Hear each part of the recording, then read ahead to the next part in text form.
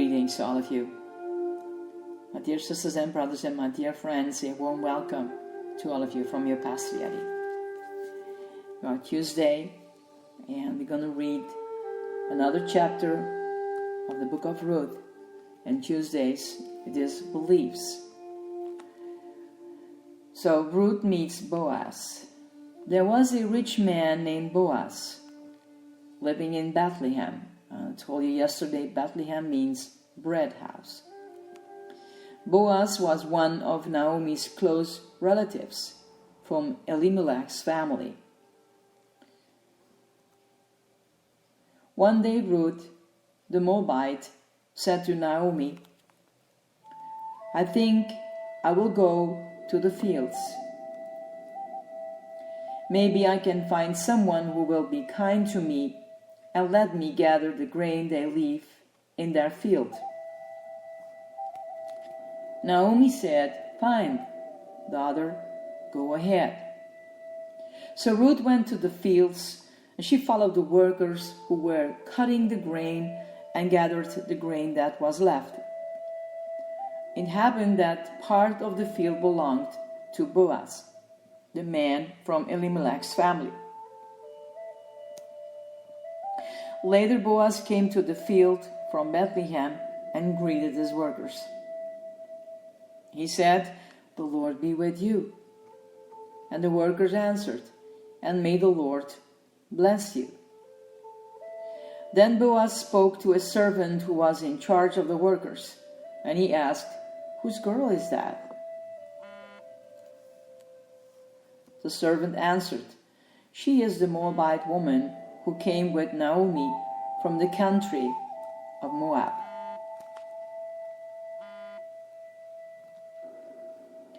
She came earlier this morning and asked me if she could follow the workers and gather the grain that was left on the ground. She rested only a short time in that shelter. Then Boaz said to Ruth, "Listen, child, stay here in my field to gather grain for yourself. There is no need for you to go to any other field. Continue following behind my women workers. Watch to see which field they go into to cut the grain and follow them.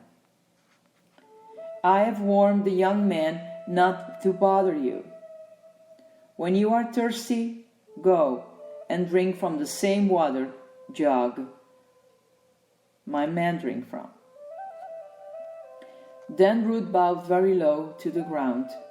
She said to Boaz, "I am a foreigner, so I am surprised you even noticed me." Boaz answered her, "I know about all the help you have given to your mother-in-law, Naomi.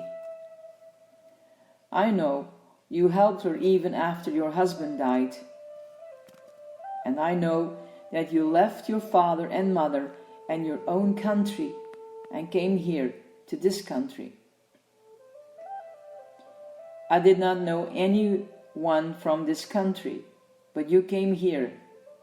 You did not know anyone from this country, but you came here with Naomi. The Lord will reward you for all the good things you have done. The Lord, the God of Israel, will pay you in full. You have come to him for safety, and he will protect you." Then Ruth said, "I hope I can continue to please you, sir. You are very kind. I am only a servant, and not even one of your own servants. But you have said kind words to me and comfort me."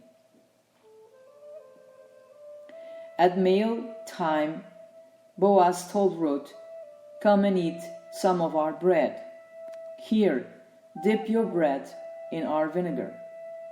So Ruth sat down with the workers. Boaz gave her some roasted grain. Ruth ate until she was full, and there was some food left. And then Ruth got up and went back to work. Then Boaz told his servants, "Let Ruth gather even around the piles of grain Don't stop her, and make her work easier by dropping some full heads of grain for her. Let her gather that grain. Don't tell her to stop. Ruth worked in the fields until evening. Then she separated the grains from the chaff.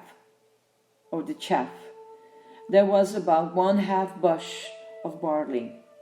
Ruth carried the grain into town to show her mother-in-law what she had gathered. She also gave her the food that was left from lunch. Her mother-in-law asked her, "Where did you gather all this grain? Where did you work? Bless the man who noticed you." Then Ruth told her who she had worked with. She said, "The man I work with today is a man named Boaz." Naomi told her daughter-in-law, "The Lord bless him. He has continued showing his kindness to the living as well as the dead." Then Naomi told her daughter-in-law, "Boaz is one of our relatives, who is one of our protectors." Then Ruth said, "Boaz also told me to come back and continue working. And he said that I should work closely with the servants until the harvest is finished." Then Naomi said to her daughter-in-law, "Ruth, it is good for you to continue work with his women servants. If you work in another field, some man might hurt you." So Ruth continued working closely with the women servants of Boaz. She gathered grain until the barley harvest was finished. She also worked there through the end of the wheat harvest. Ruth continued living with her mother-in-law. Till here, the second chapter. God's plan for his people wasn't going very well because they wouldn't cooperate. And time again, they turned their backs on God and his benevolent care, choosing instead to do whatever seemed right in their own eyes. The book of Judges is so full of violence and immorality. It's amazing that any of it made it into the Bible. God's original plan for his people to live accordingly to his laws and be a guidance like the rest of the world, to show other nations what it looks like when a people live in harmony with God and with one another for the sake of everyone's highest good. But God's people wouldn't stick with the plan. They wanted to do their own thing, and that always leads to disaster. Just when you might be tempted to think that God may have to whip everyone out and start over, we encounter this story about a foreign woman named Ruth. The story of Ruth shows us that God is not above going outside of his original plan to get his purposes accomplished. Ruth was a Moabite. Moab was not a good place. Its origin can be traced back to a terrible story about a man named Lot and his daughters doing something who shudder to consider even today. Technically, the Moabites should never have been a nation to begin with. And furthermore, they should have been chased out of the land or killed well before Ruth was born. If Lot had been a righteous man and avoided incest, as even most unrighteous men managed to do, there would have been no Moabites.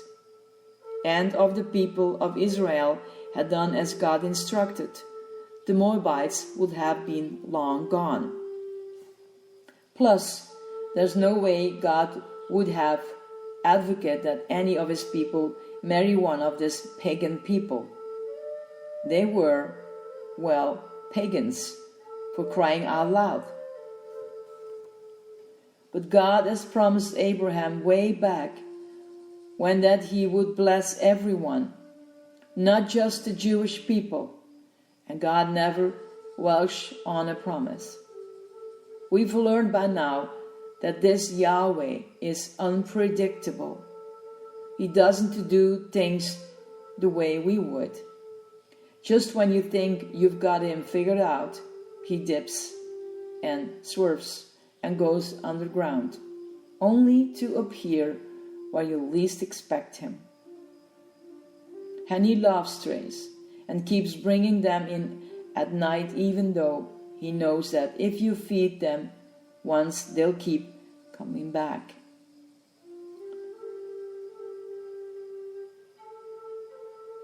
He did this with Rahab, who ran the best little whorehouse in Jericho. And now he's doing it again with his Moabite woman, Ruth. Orphans, widows, street urchins, mongrels, they all matter more to God than maybe we think they should. Ruth's an unlikely character who has nothing much going for her. And we expect God to take an interest in a guy like Samson, who lived during the same period of time. Samson was big and strong and powerful. He was born into a good family, had the pedigree. Ruth, by contrast, was a mud. Maybe that's the point of the story, though. When the purebred, the physically, mentally, spiritually gifted people, the privileged insiders who have been called by God, fall down on the job. God's not above going down to pound and picking up a stray. Strays are, it turns out, have really good memories and rarely forget what it was like to be this close to death and then be rescued by the kindness of a benevolent person.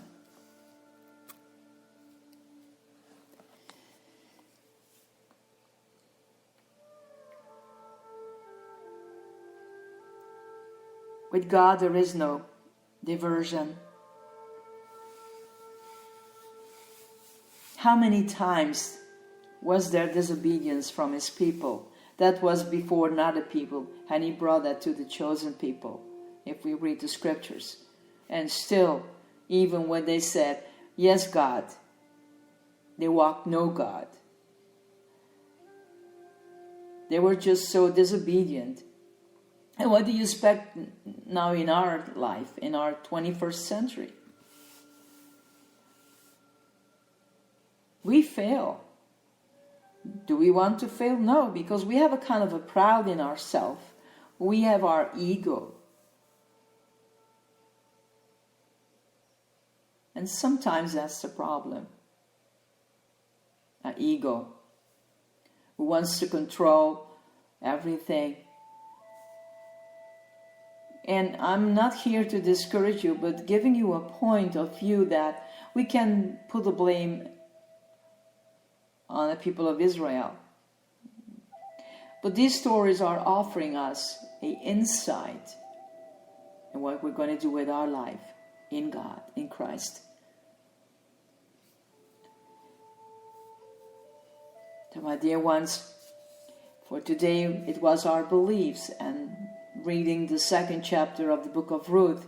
For tomorrow it's going to be our values, what we can offer, because we all are gifted. What are we going to offer him? And the place where God brought you and where you live. My beautiful people, may God bless you in your new day. Let him offer you everything that he wants to give you. And receive it with a heart of obedience according to his will. Blessings to all of you, my dear ones. This is your Pastor Yeti. Bye.